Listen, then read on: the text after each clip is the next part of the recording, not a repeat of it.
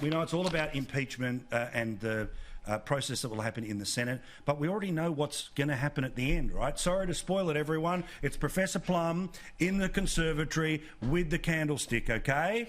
Because they've already voted by a bigger number than the number required to find him guilty of the impeachment, that the whole thing shouldn't be happening at all.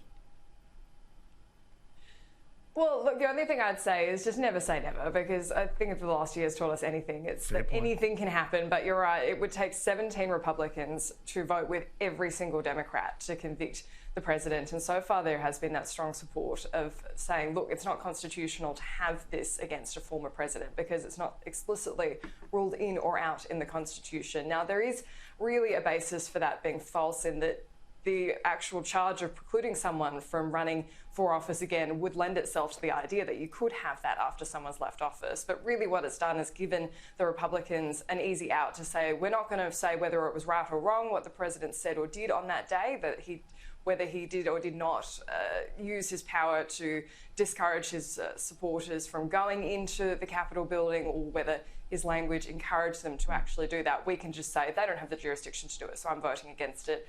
But really, the argument before that was that the Republicans might like the President Donald Trump to not be able to run again, because then it would stop him being able to be an independent, take the party down from the outside, or even on the ground, I've been hearing a lot of support for his daughter Ivanka running from those really diehard Trump supporters. So he could really cause them a lot of trouble. Yeah, so my wild prediction could really take the heat out of it.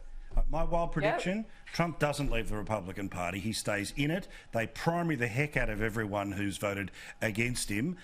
Whoever has made their way towards the Patriot Party rejoin in order to help that effort in 22, and then we'll all speculate wildly until halfway through 25 about 23 about what's going to happen in 24. Thank you, Rockstar. We'll see you on the telly. Thank you for giving us a little peek at what we're going to see this week.